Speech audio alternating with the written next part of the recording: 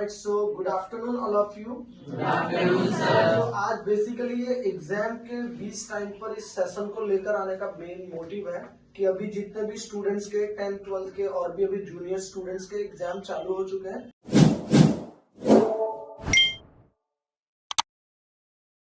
सबने एग्जाम दे भी चुके हैं, कोई किसी के 2 एग्जाम कंप्लीट हो चुके हैं, किसी के 4 एग्जाम कंप्लीट हो चुके हैं और अभी मतलब आधे एग्जाम हो चुके हैं और आधे एग्जाम अब आपके आने वाले हैं।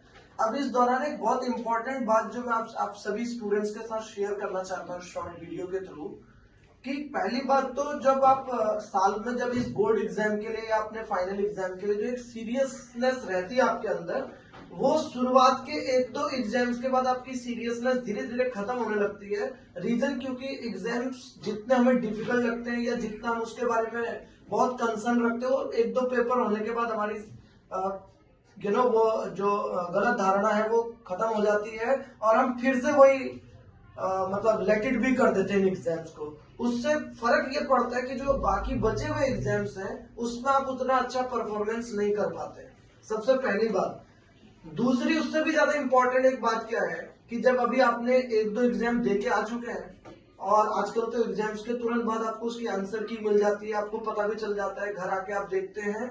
अब बाय मिस्टेक अगर आपका कोई एग्जाम गलत चले गया या कोई क्वेश्चन आपका गलत हो गया एग्जाम में और आपको ये बात पता चल जाती है एग्जाम के बाद, तो आप उसका प्रेशर, उसकी टेंशन लेकर अगले सब्जेक्ट की प्रिपरेशन भी कम कर देते हो या फिर टेंशन ले लेते हो कहीं फेल तो नहीं हो जाऊंगा, आप नेगेटिव थॉट लेने लगते हो। तो यहाँ पर मैं आपको एक बात बताऊंगा कि जो एग्जाम आप दे के आ चुके हो, ठीक है, आपने उसको चेक भी कर लिया, उसकी आपने मार्किंग भी कर ली, बट ध्यान रखना कि उसका बिल्कुल भी इम्पैक्ट अपने अगले कमिंग एग्जाम में, अगले कमिंग सब्जेक्ट में नहीं होने देना है। आपने कोशिश करनी है कि मेरा अगला एग्जाम और बेहतर जाए। जो अगर कुछ कमी मेरी पिछले एग्जाम में, कुछ मार्क्स कम आ रहे हैं, वो मैं अगले एग्जाम में कैसे स्कोर करूं। और उससे भी ज्यादा एक इम्पॉर्टेंट चीज कि अभी जैसे आपने 2-3 एग्जाम दे दिए तो जो स्टूडेंट्स का एक मेजर प्रॉब्लम आता है कि सर टाइम कम होता है, पेपर लेंथी है, कोई क्वेश्चन पेपर आते हुए भी पूरा अटेम्प्ट नहीं हो पा रहा है। तो आप में इसमें सबसे बड़ी चीज आपको बताना चाहूंगा कि अब अपने प्रिपरेशन में आप टाइम मैनेजमेंट, राइटिंग स्पीड पे ध्यान देना स्टार्ट करें।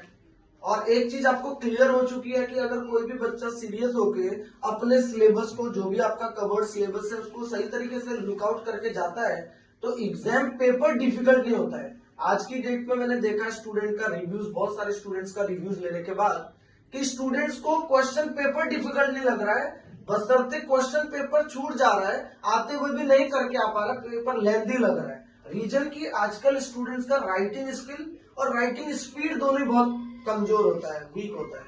तो आपको इस पे कंसर्न रहना चाहिए, थोड़ा सा टाइम मैनेजमेंट और अच्छे से करना चाहिए कि कौन सा सेक्शन, कौन से क्वेश्चन है ना, लॉन्ग क्वेश्चन की वर्ड लिमिट, इन सब पे थोड़ा सा आपको ध्यान देना चाहिए। और अगर आजकल सभी स्टूडेंट, मैंने देखा है मोस्ट ऑफ ऑल टाइम आप लोग mobile phone, YouTube, social media पे रहते हैं, तो इन यूट्यूब, सोशल मीडिया पे सब कुछ गलत ही नहीं है। अगर आप लोग फोन चलाते हैं, मोबाइल फोन का यूज करते हैं, तो इन पे जो लेटेस्ट अपडेट आते हैं, मोस्ट इंपॉर्टेंट क्वेश्चंस आते हैं, क्वेश्चन पेपर्स आते हैं प्रीवियस ईयर्स के, और सबसे इंपॉर्टेंट बात कि आपके घर बैठे आपके मोबाइल पे दुनिया के बेस्ट टीचर्स के भी आपके लिए बहुत सारे क्वेश्चंस, बहुत सारे वीडियोस, हेल्प के लिए बहुत सारी क्लासेस आती हैं। तो आप उन लोगों को भी, उन चीजों को भी गो थ्रू करें। सो इससे क्या हो सकता है कि आपके आने वाले जो एग्जाम्स हैं वो और बेहतर हो सकते हैं और ओवरऑल जब आपका फाइनल रिजल्ट बनेगा वो बहुत बेहतर हो सकता है। इससे भी एक और इम्पोर्टेंट चीज कि आप एग्जाम दे रहे हैं, आपको सबसे ज्यादा खुद पे बिलीव होना चाहिए, अपने ऊपर बिलीव होना चाहिए और एग्जाम को आपने बहुत पॉजिटिव माइंडसेट से अपीयर करके आना है। एग्जाम्स को आपने इस तरह से लेना कि ये एग्जाम आप दे रहे हैं, ये आपका पूरा जीवन का एग्जाम है। और एक बहुत इंपॉर्टेंट चीज बताता हूँ, ये स्कूल एग्जाम जो आप अभी दे रहे हैं, इन एग्जाम्स का आपके पास सिलेबस है, बट ध्यान रखिए जिंदगी के जो एग्जाम्स होते हैं गाइस, उनका ना कोई सिलेबस होता है, ना कोई टीचर होता है, ना कोई इसको पढ़ाता, सडनली आते हैं। तो हमें तो लाइफ में इससे बड़े बड़े एग्जाम्स ऐसे हमें आगे फेस करने हैं। तो इन एग्जाम्स को आपको बहुत पॉजिटिव माइंडसेट से, बिलीव के साथ, बहुत मोटिवेशन के साथ आपको इनको अटेंड करने चाहिए, जिससे कि आपके आने वाला जो इसका रिजल्ट होगा वो बेहतर हो सके। आई होप कि मेरी शॉर्ट वीडियो आपको कुछ हेल्प करेगी। अपने कमिंग एग्जाम्स में और बाकी रिमेनिंग एग्जाम्स में आपको अच्छा स्कोर करने में. So wish you all the best and thank you so much guys.